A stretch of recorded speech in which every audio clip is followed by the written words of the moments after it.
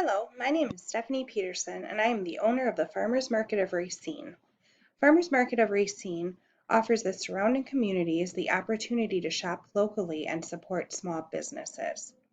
Farmers Market of Racine is an indoor farmers market that offers fresh, local produce at cost. The market's goal is to provide affordable produce to our community at the price we purchased from local farmers. Anything not available locally, we do outsource at cost. In addition to produce, we invite local small business owners to rent a space in the market. Current vendors of the market include bath bomb and soap, candles, baked goods, homemade crocheted household items, homemade jams and canned items, homemade blankets, beach jewelry, and so much more. In addition, food trucks fill the parking lot for our customers, along with food vendors within. Farmers Market of Racine offers unique events for the whole family.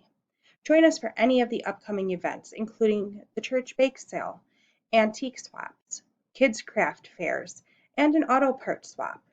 In addition, bring your collector car and motorcycle to our car show every Sunday in the parking lot.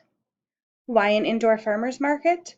By being indoors, we can remain open year-round. Rain or snow in the forecast? Bring your family to the Farmers Market of Racine and enjoy live music from local musicians.